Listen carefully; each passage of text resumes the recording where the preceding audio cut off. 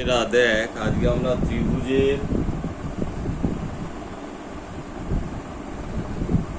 পরিবৃত্ত অঙ্কন করব। প্রথমে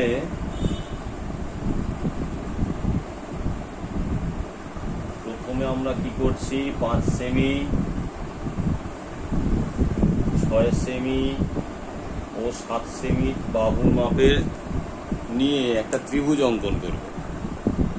প্রথমে কি করব, একটা বড় দাগ টানছি, বড় দাগ, তাতে কি প্রথমে 5 সেমি মাপটা নেব। দেখ, 5 সেমি মাপ নিয়ে এদিকে টানছি, 5 সেমি মাপ নিয়ে টানলাম। ঠিক আছে, এবার ভূমিটা সবসময় মনে রাখবি, ভূমিটা একটু বড় নিলে আমাদের সুবিধা হবে। ভূমিটা তাহলে 7 সেমি নিই, 7 সেমি মাপ নিয়ে এখান থেকে ভূমিটাকে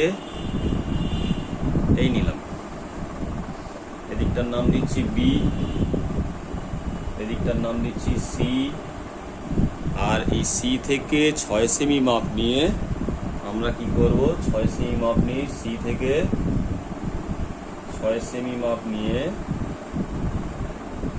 সি থেকে 6 সেমি মাপ নিয়ে আমরা যে বিন্দুটা পেলাম সেটার নাম দেবো এ। তাহলে এবার এ এর সাথে বি এবং সি যোগ করে দেবো, এর সাথে বি যোগ করলাম, এর সাথে সি যোগ করলাম।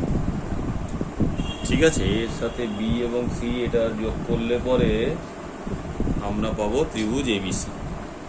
এবার ত্রিভুজ এবিসি কে খেয়াল কর, ত্রিভুজ এবিসি কে আমরা সমদ্বিখণ্ডিত করব। বিসি বাহুটাকে, দুটো বাহুকে সমদ্বিখণ্ডিত করতে হবে।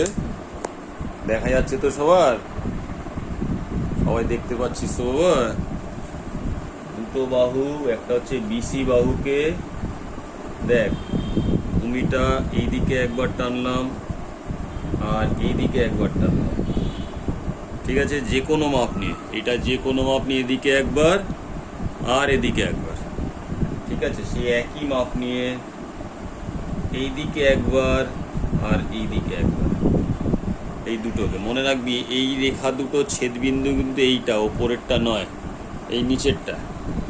এই ছেদবিন্দু দুটো যোগ করে দিলে আমরা কি পাবো, বিসিটার লম্ব সমদ্বিখণ্ড পাবো। ঠিক আছে, তাহলে যোগ করে দিই, বিসি এর লম্ব সমদ্বিখণ্ড আমরা এটা পেলাম। এবার এসি এর মাপটাকেও সমদ্বিখণ্ডিত করতে হবে।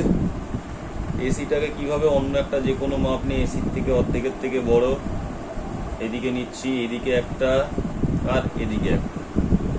খেয়াল কর, যে মাপটা নিয়ে এসিকে মাপবো সে তার এ এবং সি বিন্দু থেকে একই মাপ নেব, এদিকেও যে মাপ এদিকেও সেই মাপ। ঠিক আছে, তাহলে এবার কি করছি, দেখ খাতাটাকে তোদের সুবিধা অনুযায়ী একটু ঘুরিয়ে যোগ করছি। দেখা যাচ্ছে তো? হলো, এটা যোগ করি আর ওটা যোগ করি, যোগ করে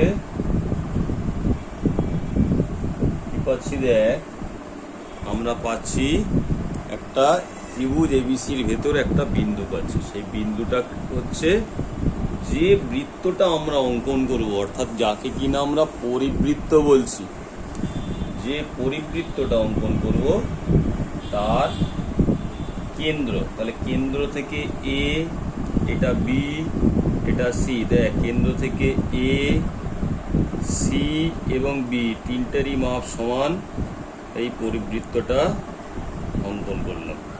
খেয়াল কর, এই পরিবৃত্ত আঁকতে পারবি। আমি যেরকমভাবে বাঁ হাত দিয়ে আঁকলাম, তোরা বাঁয় হাতটা খেলের মতো এঁকে দিবি, খুব সোজা জিনিস। এইবার এটাকে নাম দেব ও। ও নাম দিয়ে যে কোনো একটা বিন্দু, শীর্ষবিন্দুর সাথে, ধর বি শীর্ষবিন্দুর সাথে এরকম ভাবে যোগ করে দিলাম একটা রেখা কেন্দ্র ও এর সাথে। ঠিক আছে, তাহলে আমরা পরিবৃত্তটা তো পেলাম।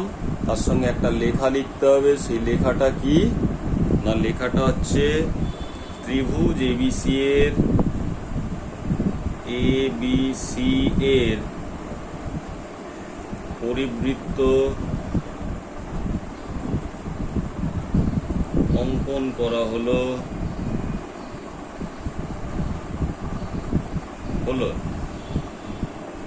যার ব্যাসার্ধ,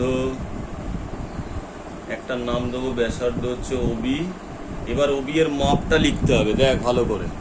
এই ব্যাসার্ধের মাপ লেখার জন্য একটা নম্বর থাকে, মাপটা হচ্ছে এই 0 থেকে, দেখ এখানে আমাদের এসছে মাপটা হচ্ছে 3.5, যার ব্যাসার্ধ ওবি ইকুয়াল টু 3.5 সেমি। ব্যাসার্ধ লেখার জন্য কিন্তু 1 নম্বর থাকে, সেটা কিন্তু কোনো অবস্থাতেই ভুল করলে চলবে না, ঠিক আছে? দেখে নে, সবাই বুঝতে পারলি বাবা? তাহলে প্রথমে কি করলাম, প্রথমে একটা ত্রিভুজ আঁকলাম, তারপর ত্রিভুজের বিসি বাহুটাকে লম্ব সমদ্বিখণ্ডক করলাম, তারপর ত্রিভুজের বিসি বাহুটাকে লম্ব সমদ্বিখণ্ডক করার পর এসি বাহুটাকে লম্ব সমদ্বিখণ্ডক করলাম। তারা পরস্পর ও বিন্দুতে ছেদ করলো, তারা পরস্পর ও বিন্দুতে ছেদ করার পর ও বিন্দু থেকে এ অথবা বি অথবা সি যে কোনো একটা মাপ নিয়ে আমরা কি করলাম, বৃত্তটাকে একটা গোল আঁকতে শুরু করলাম, যেটা এ বি সি তিনটেই মাথা দিয়ে যাবে, অর্থাৎ তিনটে শীর্ষবিন্দুকে ছুঁয়ে যাবে, ভেতর দিয়ে যাবে না। কিন্তু ভালো করে দেখ, ত্রিভুজটা যদি আমরা খেয়াল করি, আমাদের এই ত্রিভুজের ভেতর যে বৃত্তটা, সেটা যদি আমরা খেয়াল করি, তাহলে এই তিনটেই কিন্তু স্পর্শ করে গেছে, কোনোটাই কিন্তু ছেদ করে যায়নি। এই স্পর্শ করাটাই হচ্ছে আসল, যদি ছেদ করে যায় তাহলে কিন্তু ভুল হয়েছে, ঠিক আছে? এইভাবে আঁকবি তোরা, পারবি তো বাবা? একে আমাকে পাঠাবি।